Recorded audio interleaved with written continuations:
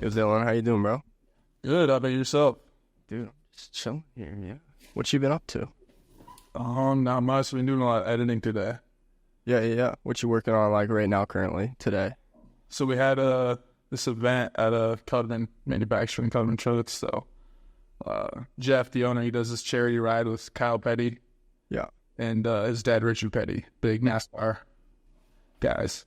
And so they this year for the charity ride they came through Oski and we had this big event at the Cutman shop and Yeah. was out there all day shooting. Actually, Johnny was out there Yep. helping me shoot that too. So Right. Yeah. He was talking about that event. Yeah, for sure. Kelderman's probably one of the biggest like media gigs you're involved in. Talk about it a little bit because I only know like truck guys that have a lot of attention. I don't know. They're pretty big. yeah, so they're most known for like the air ride and stuff that they put on trucks, you know.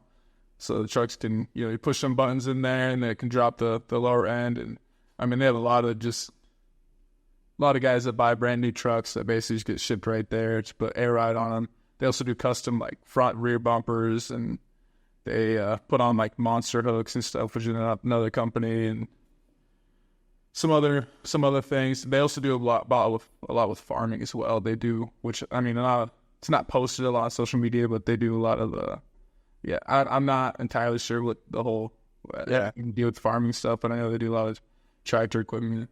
Yeah. When did they come to you, or have you always been kind of connected with them? I think I started doing stuff around 3 years ago-ish. Yeah. I think we're looking for a new videographer guy about 3 years ago. And at that time I was just doing some small stuff for like just some little youth sports and I don't know, other little videos. I was pretty much mainly doing sports videos at that time. And they took a chance on me and helped me grow quite a bit. But yeah.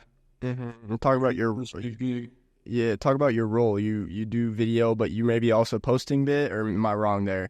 Yeah, well, yeah, it was for a while. They're hiring another marketing guy to kind of take over the posting. Yeah. I kind of I like social media is cool, but I kind of just want to stay in my lane. It's just creating videos. Yeah. So now I roll is more so just creating videos and do what I want to do, and then I just send it off to this new guy, and he gets it all posted and stuff. So, And are you doing like long form, short form edit stuff, or what kind of are you doing? All sorts of stuff. So do obviously like the Instagram reels and stuff like that, and they're starting at TikTok as well. So post on that. But then we also do like long form videos.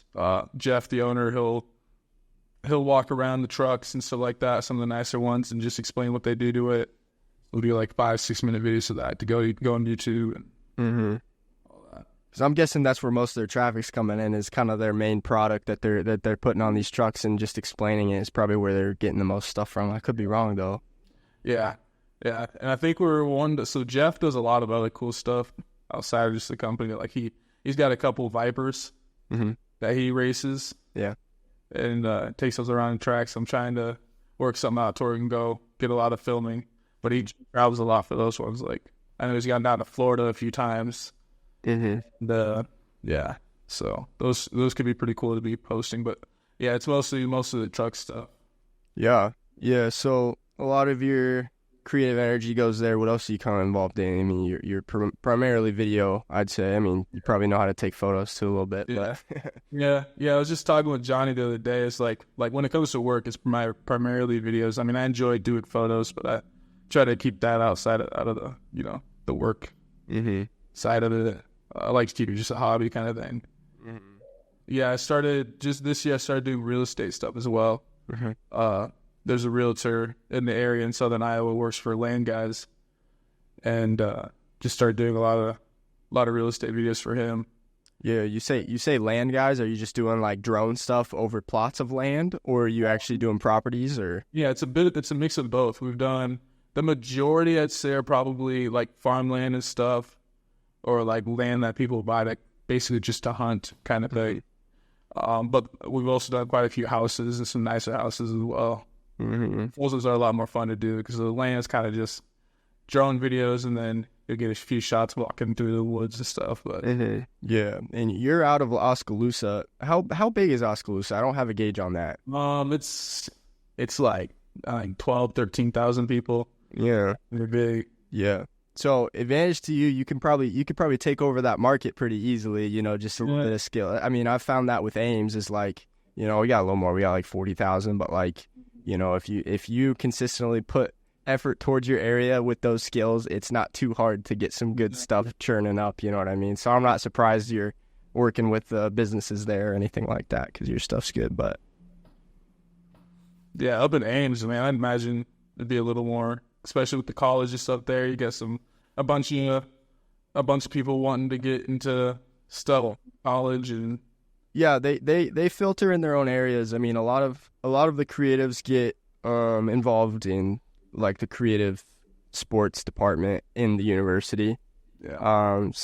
But when it comes to actually like going out and hustling a few gigs, I mean, I haven't felt like there's too many. I mean, you kind of blend with the Des Moines people since you're so close a little bit. I mean, so that kind of helps. But yeah, it's not too bad. But I think people are always afraid to be in a smaller area just because of the lack of opportunities. And I'm like, no, like you can take that area over easily. You know what I mean? Make a good portfolio out of it, and then you can move on if you want to, or maybe you like that area. I mean, you have any reason to leave ever? Oh, I mean, ideally, I'd at least, my plan was at least to want to move to Des Moines. Yeah. I keep getting more and more work down here in southern Iowa, and it makes it a little harder. Yeah. To win, but I mean, yeah, it's not too hard finding clients down in, you know, smaller areas and stuff. Yeah. And where are you at? Are you kind of part-time side gigging this stuff, or are you full-time in this, or Full time? Yeah. Nice. I mean, yeah, especially between just the counterman and the real estate stuff, it's yeah. And are you scheduling shoots, or are you showing up to Kelderman each day for a few hours, or how's that kind of looking? It's a bit of both. So, I mean, social media side, sometimes I just show up to the shop whenever and shoot stuff to post whenever. Yeah. Other times, like with walk around, since I need to coordinate with Jeff, Mm-hmm. and we'll set up times. And Yeah. but it's kind of it's a less structured schedule, kind of just go with the flow kind of thing. Yeah. Yeah. And Johnny mentioned this. I don't know. You play on a football team? Yeah. So I mean, I played football growing up. Played a little at William Penn College, and then went for a few years, and then kind of started getting back into it. Mm-hmm. Played was briefly on 2 arena football teams, one down in Kansas and then one in Michigan. Mm-hmm. I decided to stop traveling for it and stick around, so I just joined this little semi-pro team out in Newton. Gotcha. And what's that league kind of look like in time commitment wise? Like, are you in there practicing every day, or? Not every day. We have mandatory practices once a week, but I mean, you're dealing with a lot of. This league doesn't pay. Like, you don't get paid for it. No. And it's a lot of, you know, mid-20s, middle-aged guys and stuff. So like guys with families and jobs. So it's less. I mean, it's less mandatory of like practices and stuff like that. Because I mean, you know, people got families. They have other things that come for kind of fun, I guess. Yeah. But it is pretty fun to kind of keep playing a little bit. And yeah. Well, I mean, every guy there's there for pure passion's sake, so that's got to be fun. You know, you fit the role. You're a bigger guy. I like it. When Johnny said, you know, he records with you a lot, you know, I kind of imagined, you know, to be more like a nerdy video looking guy, and then I like see your lifting account. I'm like, gee whiz, bro, you're massive. What the heck? Yeah. So just keeping that around. When did you first get into your main things, video? When did you first touch that? Video, we had this class in high school, OVP, or Exclusive Video Production, that mainly just did, like, we'd run, like, the live cameras and stuff in sports and stuff like that. But then we'd also do, like, each trimester, we had to do a certain amount of, like, little interviews and little video projects and stuff like that. And it originally started with a buddy of mine was in the class, and he's like, dude, you should join this class. It's such an easy A and stuff, and you can do it every year of high school. This was like, sweet, I'll just join it. And then I slowly started realizing I enjoyed it. And then when it came time to go into college, I had no idea what I wanted to do. And my teacher in that video production class mentioned that Penn had a decent video program, so I joined it, and then kind of just realized I kind of really enjoyed it and was decent at it. So how much did you kind of learn about video through school versus just going out and shooting, youth football or whatever you were shooting? It was mostly all through like just my own experience kind of stuff. Yeah. I mean, especially through my senior year in high school, I was doing a lot of I was really starting to get into especially the video editing side. At that point, I'd hated using cameras. Like, I hated shooting stuff, but I loved editing. Yeah, I was spending off periods and time after school just out in the computers, just editing stuff. And so just all that time experimenting, really taught me most of it. By the time I was at Penn, I was kind of way ahead of video editing wise, way ahead of everyone else. Right. Yeah, that wows some people. I was talking to a friend that's in a production program down in Southern California, and she's like so surprised of like how many people just show up and be like, I want to be a director, and they've never touched a single thing. So it's just like if you know the basics of the skills, you can be pretty ahead in those programs from what I've heard. No real experience or anything like that. But when you say you were editing, were you like taking clips that you took and just editing them over and over again in different ways, or were you having other kids bring in their clips and you were playing with them, or how were you able to edit without doing that much shooting? Yeah. I started for a while. I'd really like doing the sports stuff. And so I would part of it was I would just like download a bunch of random clips on YouTube, my favorite sports teams, and then I just sit for hours and then mix that together. But then also, after my senior season of football, a couple of the seniors were like, hey, somebody should make a little quick reel, like little, 10-minute highlight thing of just our season just to look back on. So like, sure, I'll do that. Thinking I'll just make something a little short. And I kind of got going on it, I was like, well, I could do a little more than just this short thing. And I spent 2 months straight of just like hours and hours every day. I made a full, almost like a movie. It was literally, I think it was like an hour and like 20-minute long thing, just going through all the different little stories of the season. Yeah. Every game. I went and set up interviews with like all the seniors and some of the coaches and stuff like that. Now, how fun was that getting to present to them? Oh, that was fun. I still get messages like to this day. Though, because like we have a group chat and we have the link saved in there. So every once in a while, one of the guys will be like, "Hey, just sat down for a while watching the video, just reliving those moments." So is that posted public anywhere? I'm not sure. I know it's on my YouTube. I'm not sure if I have it. I think it's on public. Yeah, dude, that's sick, bro. What I think's cool about being interested in video, especially if you catch it while you're in high school, is like you're set so free, just like telling your school, hey, I want to be involved in video, and just recording every single sporting event you can go to, and then posting it all out, not posting it, but just presenting it all out in places. I think that's the perfect portfolio builder. You know what I mean? Yeah. Obviously, if you're really interested in sports, that would really, really help your case, because you can go to college and be like, hey, this is what I did in high school. That's one step above everybody.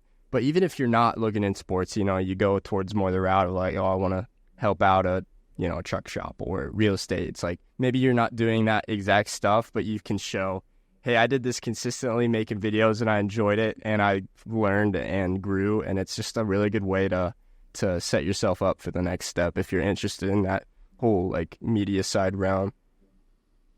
Yeah, it's definitely, sports. And I feel like, it converted well because, when I started doing stuff with the truck company, Tuber Cuttermans, I had also just started getting into cars. Like, I'd never been a car guy. And then one of my best friends at the time was a big car guy. Started taking me some car meets and stuff like that.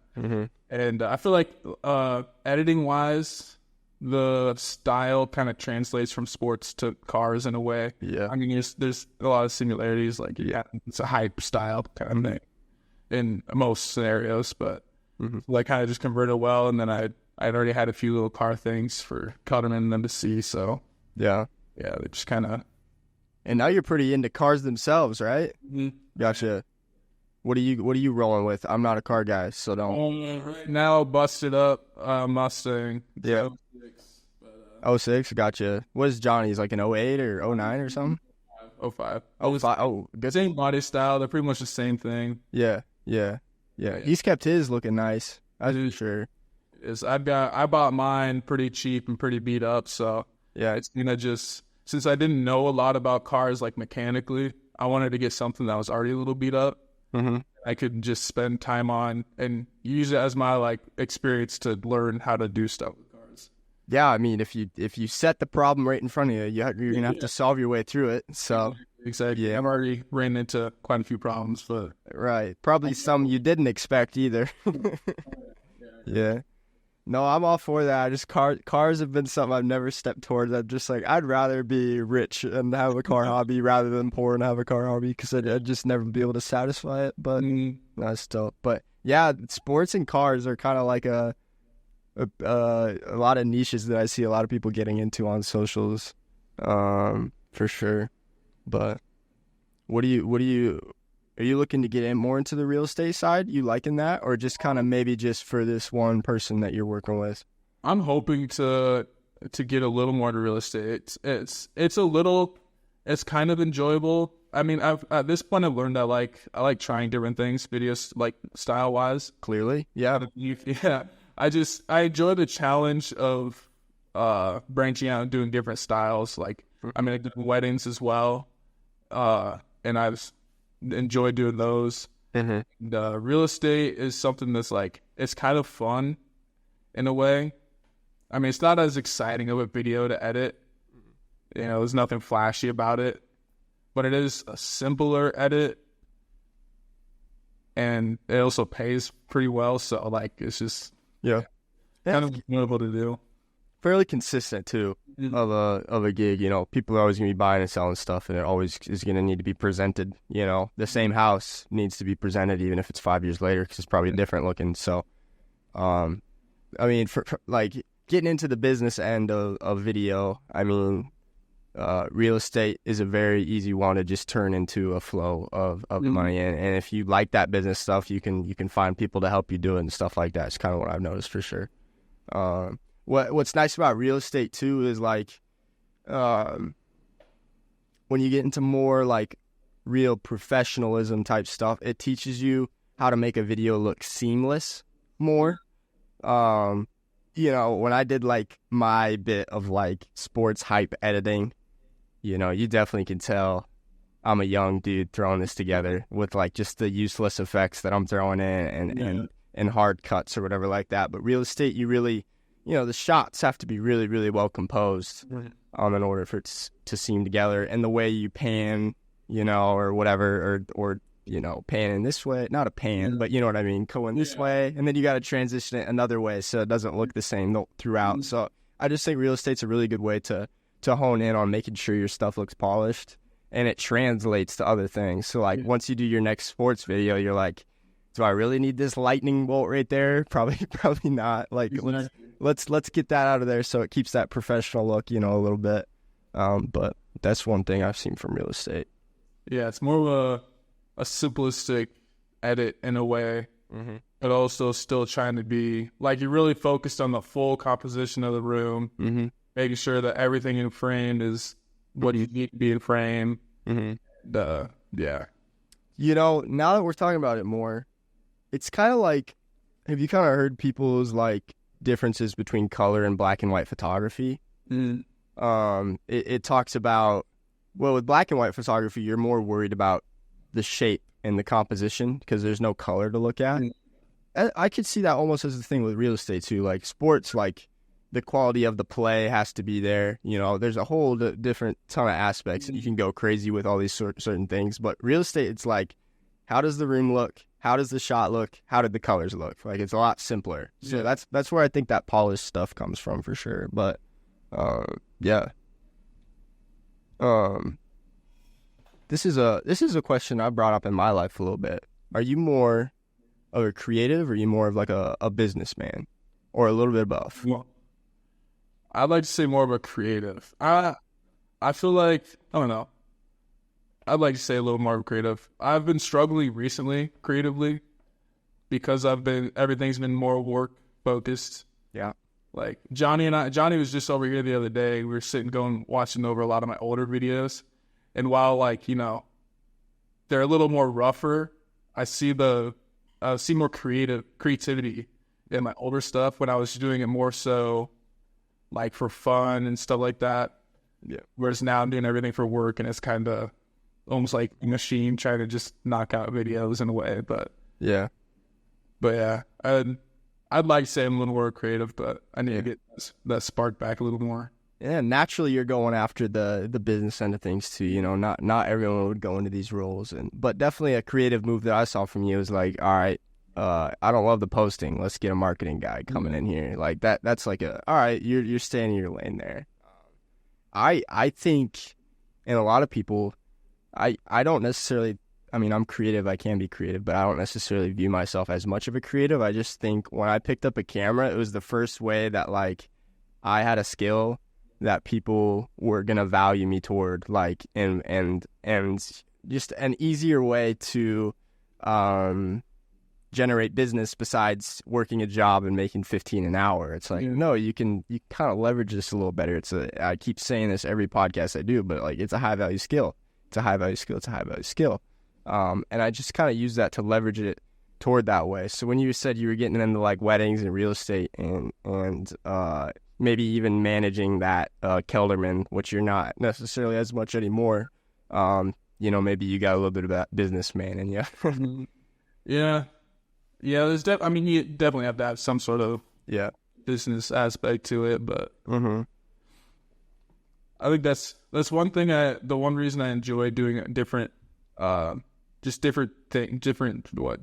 of videos, like weddings to sports to cars and stuff like that.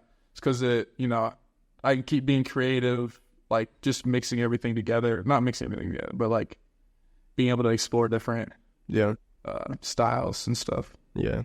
Have you dipped into like managing other creatives a little bit? Like you got a bigger project and like you got a few people under you that need to be doing certain things, or have you kind of strayed away from that, staying solo? Well, I mean, I've Johnny, I've had them help me out anytime I need an extra shooter. Johnny's usually my go-to. Yeah. There's another kid in town, a high schooler right now, Reed Peterson, very, very good photographer.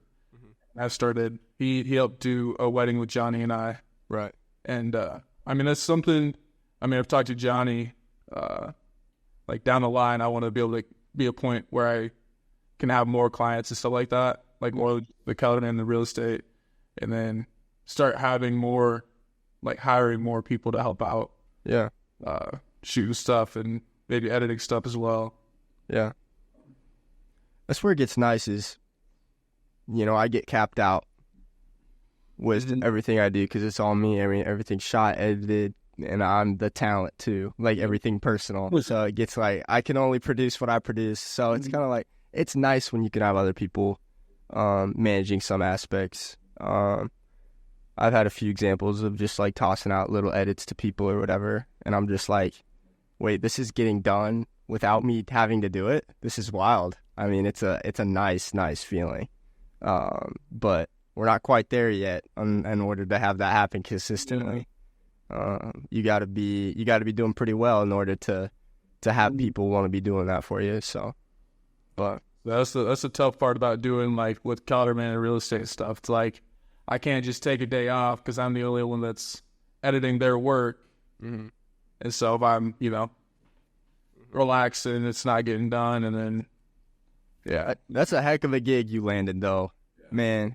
I would stay consistent with them. I mean, I was just like, that's a good gig to get, especially if you're not having to work on the side. You know what I mean? That's a good looking one. where did their following come from? I know like before they had done a decent amount of stuff, like with some other. They worked with a decent amount of, I'd say, like B tier celebrities, like not many people that were like super big, but people that were pretty big in like the niche of the truck world, like, you know, that those kind of people that would be mostly interested in their product. Mm-hmm. Those celebrities are kind of. Mm-hmm. I mean, with like Kyle Petty and Richard Petty a few days ago, like they're huge when it comes to NASCAR. Like Richard eating, and so people in that sphere that, yeah. So I'm guessing the service they provide, no one else is doing, or very few are doing. Yeah, not that main one. Yeah, especially not to their quality stuff. And I know they do install. They make all the parts in house, like in their shop, as well as installing them. But I know there's other shops around the country that also they ship their stuff out that install it for them. Mm-hmm. So, all right, they're shipping stuff out. Kelderman is like they ship out like products. Like, here's our parts, here's our inventory. You can buy it, and we'll send it to you. Yeah. It's a good way to go. And they do trucks for. I mean, we've had trucks coming in that were going out to people in Florida, Texas, Oregon, like all over the country, and some other different countries as well. So pretty. Yeah, if you can get your niche down, especially in the auto world, you know, like what they're doing. There's a shop around here in Ames that does like vintage stuff. I mean, like people will go crazy over that. You know, you'll be set up. You'll be set up right. You did a trip. You invited Johnny on a trip, maybe, or is that someone else? Yeah, you guys went down south. Well, he came with me once when we went down to St. Louis. Okay. So they did a truck last year for an artist, Aaron Lewis. Yeah. He's the lead singer for the band Stained. Well, still is, and now he's like a solo country guy.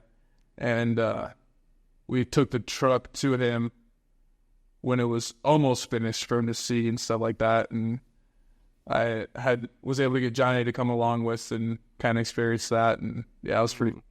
Yeah, what were you turning around that trip? Like, what was your kind of main goal from a content standpoint of what you wanted to get done and go do? Well, we were kind of, the goal with the whole truck build was to kind of make a whole like 3-4 part YouTube video of the whole thing, because we'd also I went with Jeff earlier that like spring last year down to Nashville, which is where Aaron like lives at, to pick up the truck, and we also went to this like VIP little party thing and did some other cool stuff, and then met with Aaron that next morning in the bus lot where all like the artists in Nashville like park their tour buses and stuff. We met him, got to go on his tour bus that time, and then so, I mean, that's all in the video. Then we also went to, a few months later, Jeff Cullen has a cabin out in South Dakota, up in the mountains by Mount Rushmore. And I can't remember the name of the city that's close by, but Aaron happened to have a concert in that city about the same time that Jeff was already going to be out in his cabin. So we met with Aaron out there, hung out with him pretty much all week, riding side by side through the mountains. Spent a day where they were riding their motorcycles. Yeah, it was pretty cool. So first off, I got to drive Jeff's Hellcat out there on my own. And then while we were up there, I was riding shotgun in it while they were riding through the hills by Mount Rushmore in their motorcycles, just hanging out the side of this Hellcat. Yeah. Video, and it was such a cool experience. And, especially being more of a car guy, you know, at that point, you know, that's good stuff.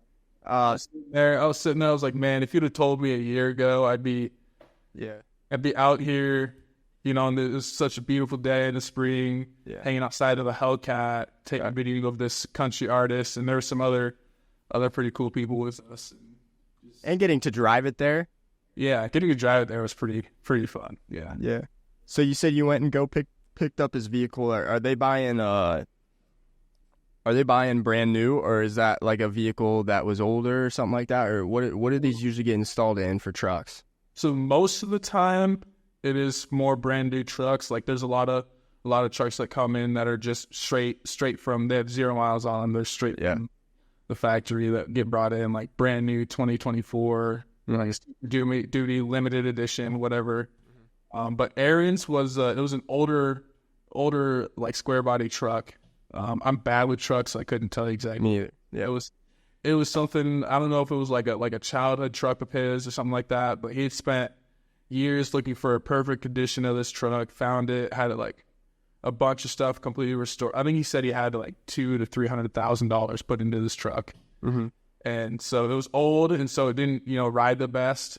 And so had it brought to Kelderman's to put the whole air ride on us. That way the ride is smoother. And And you became a car guy as you kind of got involved with Kelderman for the first time. Maybe not trucks, but that's kind of when you kind of like, hey, cars are kind of sick. What? Yeah, so I started going to these car meets up in Des Moines, like just before I got into Kelderman's. So it was kind of like all at once, like between the Kelderman stuff and that. Yeah. And I also became a big Formula One fan. Okay. Yeah, I try to get Johnny into more, but yeah, I'm a huge teach Formula One. Yeah. Is he biting? Huh? Is he biting? He's getting into it a little bit. He doesn't keep up with it as much. He's not as diehard as I am, but he's definitely into it. Yeah, and when you're going to car events, you're talking like the IA takeover stuff, or a little more chill than that. Well, a little more chill. I've kind of fallen out of that. Yeah, I haven't really been to much these last 2 years. Like the whole car meet scene. Yeah, sometimes it can be a little more on the rowdy side. Yeah, I'm probably more of a cars and coffee guy. Not that I'm into cars, but I went to one IA takeovers. That was just enough for me. I'm like, I got my fix. Cool. They're fun and exciting, but I know like 2 years ago, about when I stopped doing it, there was a few like takeovers where there's some fights and there's and it gets gnarly. Heated moments. So I kind of just avoid that. Yeah, I think clients like Kelderman is fun because at the end of the day, you just know video and you know how to make good content. But when you go into these new businesses, you got to learn all about those businesses. So it gives you a lot of opportunity to learn more about a new thing. I did a few videos and some photos for a vintage truck place here in Ames. They turn scout vehicles. It's kind of like a Bronco. Now, they'd kill me if I said that, but it's the easiest way to describe it. And they're older. You have to buy them old and beat up, and then they restore, and then they'll sell their top model for like $200,000-$300,000 to these people. And after recording a few videos, it's like they're talking about the same products that they're selling. I'm like, hey, I'm kind of learning about this niche a little bit. It's kind of sick. Or with real estate, you got to learn all those terms. Or, weddings. I mean, you got to know how a wedding works. I mean, it's kind of...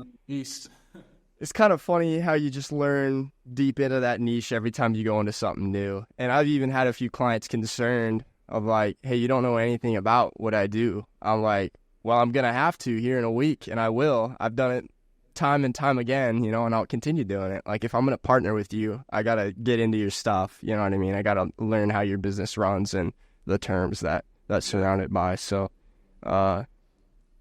you ever going to get into the truck scene if you got enough moolah for it? Yeah, if I got enough, it's expensive. Yeah, for sure. But yeah, no, it is pretty. I've been pretty lucky when it comes to the government stuff and with the real estate stuff that there were people that were willing to. They recognize that I knew how to make videos, but never done real estate stuff, and some of the government stuff, those style of videos are something I'd done before. Yeah, but they were very open with letting me get some experience and kind of grow with it. Like I made a little thing that I haven't posted anywhere, but it was just one of the first videos I did with Kelderman compared to some of the new ones. Like one of the first ones, I didn't have any wireless mics or anything, no lighting, I was using the old Sony A6000, and it was just. The video was just super green and dark, and audio was super noisy compared to now, where it's just, I've got lighting and audio equipment and all that different stuff. Yeah. Both of those gigs are in Oskaloosa, right? Kelderman's is, so the real estate stuff, I mean, it's all across southern Iowa, which he pretty much covers. Like, we've gone 2 hours away to, like, southern Iowa. The realtor himself is out of Ottumwa. Oh, okay. But yeah, the properties are all around southern Iowa, so. Yeah. I'd assume, well, maybe not the real estate guys because you have more portfolio, but Kelderman probably took a chance on you. Oh, yeah. I mean, that was my first, up to that point, because I had just so I didn't even finish college. I was at Penn for only a year and a half when they started asking me to do videos. Yeah. And then I was kind of like, I was looking for a reason to leave college. I was like, sure, I'm just going to go all in on this. Yeah. Yeah. Kind of, they took a chance. I mean, no degree or anything. So, I mean, and that's kind of not a huge thing, I feel like, in the creative space. But some companies can be pretty, I don't know, stingy with stuff like that. Yeah. I wouldn't want to be with them if they were. Yeah, I know. The stingy side. But what was I on about? Oh, yeah. I think people undervalue how important it is to just show up. You know what I mean? You weren't making the greatest stuff back then, but you showed up and you were there for them. You know, some people that are more developed with their skills, they're not going to give companies as much time, or they want more money for it. Where you're just like, I'm just going to humbly show up every time and prove and be there for them. And now you've had a gig that's lasted 3 years, that's been there for you and helped you taking over your creativity more than having to work Taco John's during the day or something. You know, it just gives it flexibility. That's a huge part of everything I'm involved in, is just, I've been there for you. I'm going to continue to be there for you. I got no reason not to. You guys have been good to me. And, I mean, I could say I'm better now, but I definitely wasn't the best when I started out. It's just because I showed up every week for him at those shoots, and I'm going to continue to do it. I think people undervalue that. Just availability is the best ability. Yeah. That sounds legit. Put that on a t-shirt. Yeah. So what's kind of next for you in your realm? What are you looking forward to? Got a wedding coming up. We got 2 this summer. Mm-hmm. And I'm supposed to have a game on one of the weddings, a football game. I gotcha. So I got to figure that one out. But yeah. Are those 2 weddings both you're head of, or is one of those? Okay, so you got 2, and then you're also helping Johnny with like a third one, maybe. I might be. I think he said he's found photography, especially photography. His is photo stuff. Yeah. Weddings. I despise. I did one wedding photography wise for a friend, and I just didn't enjoy it at all. Yeah. So I've told people that I'll do videos for your wedding, but I refuse to do photos. But Johnny got a wedding, and I told him if he doesn't find the second shooter, that I'll do it with him. But he might have someone. Gotcha. Yeah, I had that wrong. I thought maybe you were the guy, but no, I agree. Weddings have been for close friends only, and I might even not do that anymore. Yeah. I can't. It's hard. It's a hard one. They're definitely a lot of work. That's why I had a few weddings last year, especially one that Johnny helped me with, that I just definitely went way above what I thought I could do personally. Like the video and just everything was just amazing. And so I've been trying to use that to kind of jack my prices up more. Because I enjoy them, but I also don't want to be stuck doing like 10, 20 weddings a year at like $2,000, like $1,000, $2,000. I'd love to be able to just kind of jack my prices up and do like 5 weddings for like $5,000. I don't know, something like that. But yeah. No, it's an easy one too. It's an easy one to do that with me. I just photographed one here in the last few weeks. I think what makes it different from other things that we do, like showing up to a shoot, whether it's for real estate or whatever you're doing, is you think about it for like 5 days before, 5 days after. Yep. Like, oh, I got one. Oh, I got one. Oh, I gotta edit them. It takes up a lot of your mental energy. Yep. Yeah. And it's such a precious like day. Yeah. It's an important day to most people. That's like, yeah, it's not something you can just be like, oh, I missed that shot. Like, can we go back to that kiss that and every other thing there usually is that if you're doing it solo, it's tough. It's tough. Where you get your drive from, man? Where does that? Why do you? How do you have the brain to just be like, oh, I need to try this. Oh, I need to sit down and take time toward this. Like no one else, not many people do that. I don't know. I just enjoy it to a point, and I feel like for the last like year or two, I've kind of gotten a routine. Like, I mean, obviously I work out some, so it's like, I don't know. It's kind of I've gotten to this weird routine where it's like when I'm mentally exhausted from editing, I go work out. When I'm physically exhausted from working out, I go back to editing. And it's just back and forth. And no, I just enjoy making videos. Especially, I mean, like my love for videos is like the motion videos. And whenever I make a nice video and I see people's reaction to it, and it's kind of like the reward that is kind of what really got me into it. And which is why I enjoy weddings to an extent, that kind of thing. But yeah. For sure. But just what got you to say yes to that class back in the OVL or OVP? It was easy. I was not a huge school person. Yeah. And so when someone said easy grade, I was all in for it. Yeah. Well, and plus, I mean, I loved taking photos. From the moment I got like a little like $50 smartphone thing when I was like 12 or 13 or whatever, I was always taking sunset photos and just little photos of it. Like I was doing it. And so I'd enjoyed that aspect of it. Never really considered doing photography or videos for the longest time until I took that class. And yeah, for sure. Yeah. Yeah. Yeah. Again, just like, where's your mind at coming up here forward here the next few years? What are you looking towards?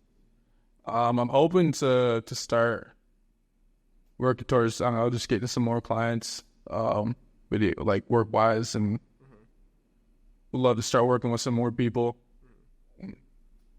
trying some new stuff video wise, and I don't know.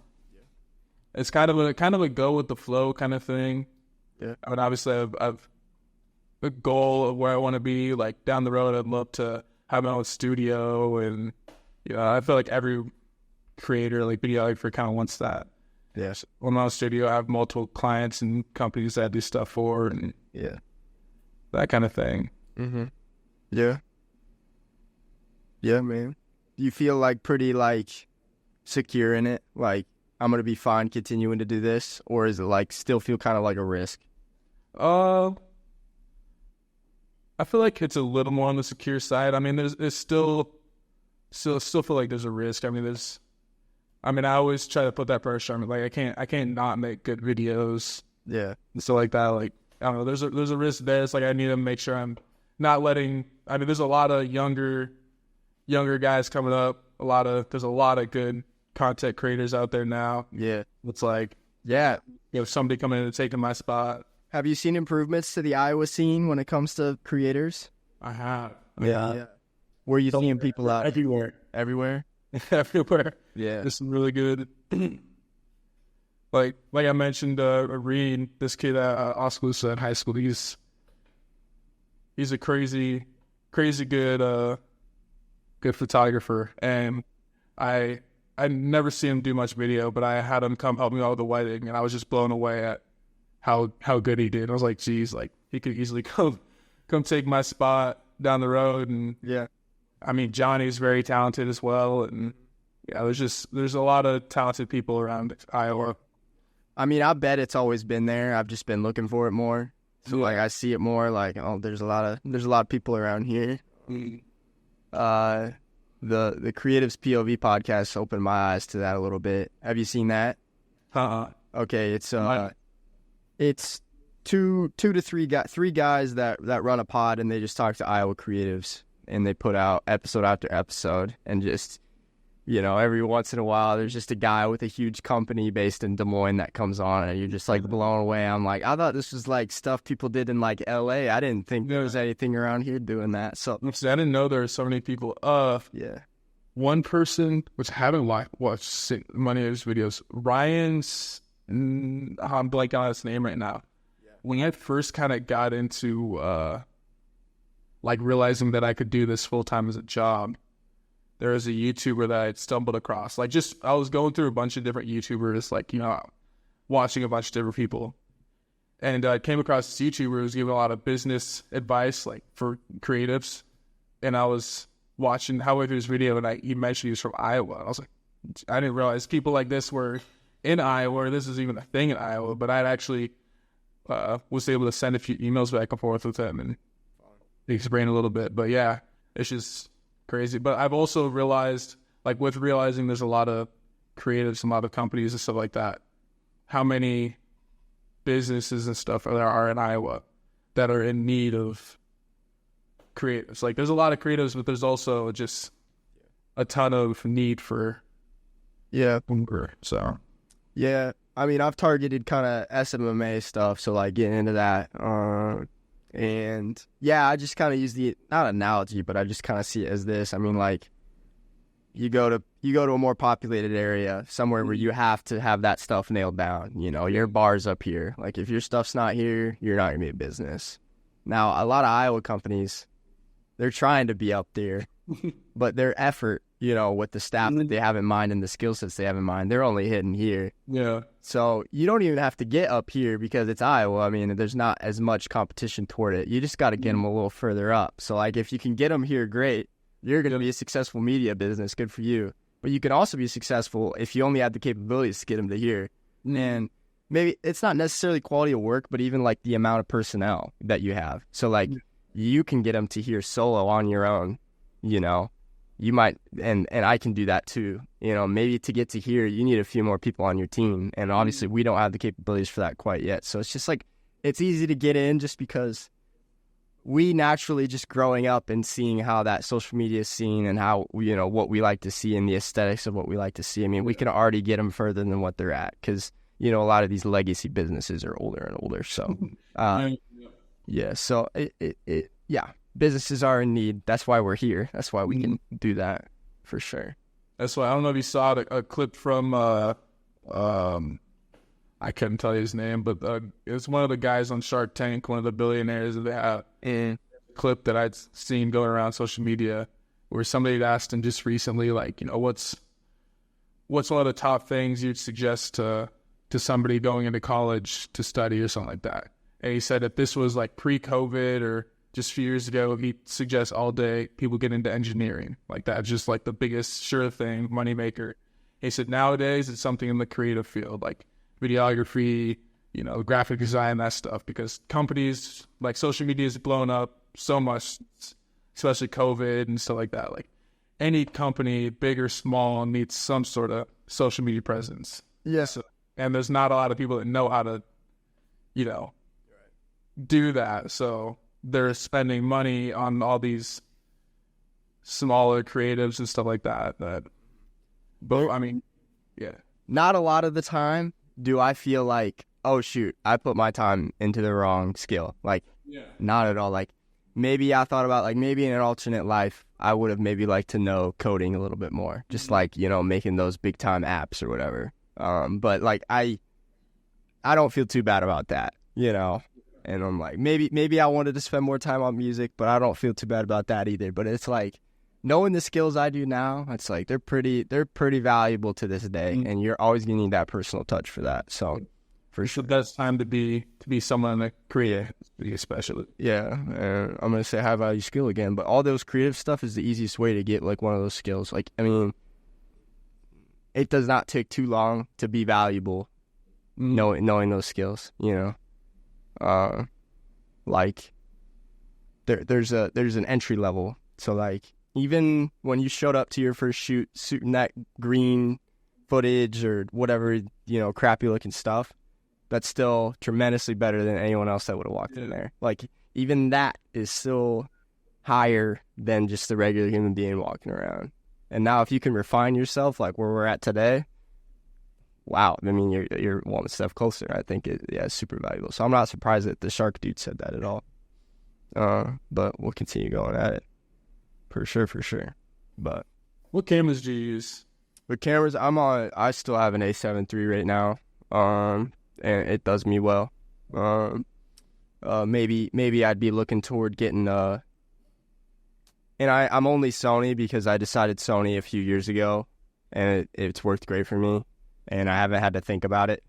So I don't know too much about any of the other systems, but my next upgrade will be getting a 10-bit system here soon, 10-bit color stuff. So probably just like an A7S III. But I mean, more than ever, I've just kind of like, it's been nice not having to think about gear at all. Like I have the stuff where I can shoot semi-decent stuff. Now, if I'm getting more into like real estate stuff, which could happen or whatever like that, it might be nice to be able to do 4K 60, which I can't do right now. But I don't have to do that right now. So I've been pretty content with the A7 III and a few different lenses. But how about you? Right now, my main is the R2, this A7 R2. Yeah. Yeah. The second part of being a videographer is having to buy everything. Yeah. Lighting and audio and all that stuff. But yeah, I was going to get a A7 R2 for fairly cheap. And I wanted to upgrade to the A7S III. Yeah. But there's rumors that Sony might come out with the 4 this year. So I might just wait out and see if that happens. Yeah. But yeah, no, I love Sony cameras. I've used everything except for Nikon, because at Penn we had some Panasonic and some Canons and stuff like that. Yeah. Yeah, I just love Sony. I just feel like it's just very nice cameras. And yeah, I think A7S III for most people in most niches is going to get you to where you need to be, I think, from what I've seen. Yeah, definitely. Yeah.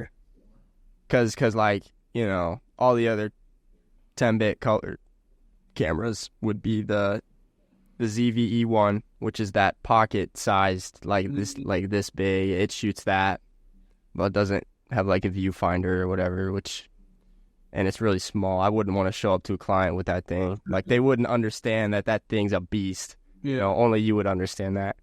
A7S III is nice, and you get an FX3, or you could do the FX6. But out of all those options, I don't see why. As a hybrid shooter, I'm going A7S III all day. A7 IV is cool. It's just it's a different sort of camera. It's more of a hybrid camera, and the crop's kind of annoying. The price point's nice, but it's been a while since I've looked into gear. Really? But it was kind of funny though. I saw an A7S III, whether it was a scam or not. Someone had one up in Des Moines for $1,800, and I'm like, "Yep, I'm buying one today, I guess." Yeah. He didn't respond, but I guess I'm closer than I think from buying a new camera, because I was instantly gonna get that. So it's if I saw that deal, yeah. Sorry, it's the body only. Don't worry, I got all the lenses I need, bro. Just give me the camera. I'd be all over that. But yeah, gear's annoying, and I made the mistake of going way head over heels deep into system and lenses before worrying about audio and lighting. I finally have a light. It obviously doesn't look good on a Mac cam, but a light steps you up, bro. Yeah, more than you would think. I'd had a fairly cheaper. I can't remember the brand. It was like $600 for this 3-panel light set. Mm-hmm. Had that for a solid 2 years, and then finally they just started deteriorating so fast. Mm-hmm. And I mean, it didn't help. I was shooting a video for DMAC's basketball team a year or two ago, Really? That's in Boone, right? Yep. Okay. Yeah. And I'd had my lights set up to get a video of one of the guys dunking. Right, doing one guy ooped it up for another guy to dunk it, and the guy ooping it up, like he passed it up and then turned around to watch the dunk, and just ran right to one of my lights. Destroyed it. There goes $200. Yep. I'm just about to order some new ones, but yeah. Well, whatever I got going works great. I have a gaffer friend, which is like lighting, gaffing, or whatever. Man, I don't know how many tens of thousands of aperture products he has, but way too many thousands of money's worth of products. And you would be, I'm assuming you haven't deep dived into lighting. I mean, like you do the basics, but nothing more crazy. You would be amazed on how they view gaffing. You know, it's an art of its own, and it absolutely wowed me when I hear him talk about it. He's like, first things first, you got to darken your room 100%, so you have a blank canvas. It's like building. It literally, just like that alone was wild to me. I'm like, you think of lighting like Legos, like you're just building a block and making sure. And you talked about my latest YouTube video was with that kid. So if you want to get your brain wowed, that was a wild thing. I've never thought about lighting in that way. I'm just like, as long as my subject has a light on it, maybe I can angle it to make him look cool or, you know, a little more moody. That's all I think about with lighting, though. So it's just wild. It's a wild world. Yeah, so for sure. But yep, lighting and audio, I undervalued that forever. Now we're stepping in. Looks like you're getting into it more too with, you know, your wireless mics and making sure that everyone's being heard right and getting them lit up. But yeah, bro, gear's expensive. It's definitely a drawback, but once you own that first few things and you're just able to create, you're chilling, bro. You're chilling. But dude, I appreciate you for taking the time and come on and talk for a bit. It's just good to hear different perspectives from people getting after it and loving it, or what they perceive as loving it. I love it. So thanks for talking and being good to Johnny. He talks a lot about you and always has good things to say about you, bro. Yeah, I enjoy being around Johnny. He knows a lot of stuff, and so I like to. Yeah, he's very creative too, so helps keep me going. So yeah, cheap car help too. Yeah, but yeah, I needed. Mentioned he was going to be in town. He always gives me crap about not having tinted windows. Yeah, he's calling my car a fishbowl. Aw. So finally, he told me that they legalized 35% tint. And so he messaged me a few times over last week, you know. Yeah. Well, how recent would that been, the legalizing? I'm not sure how recent. I have no idea. He just told me about it. He could be lying. I could be capping. Yeah. I haven't looked into it at all. Officer, my friend told me, bro. Exactly. But yeah, so he mentioned he'd do it. So I was like, sure. I wasn't doing a whole lot yesterday. The other day, and yeah, just I love it. But yeah, man, thanks. Keep killing it. Yeah, bro, keep in touch. You as well. Hey, sometime me, you, and Johnny should do something, collaborate on something. Yeah, we're closer than we think we are. You know, Ames isn't too far away, and Des Moines, nice. Yeah, for sure. Let's do it. But appreciate you, man. Appreciate it. Have a good one.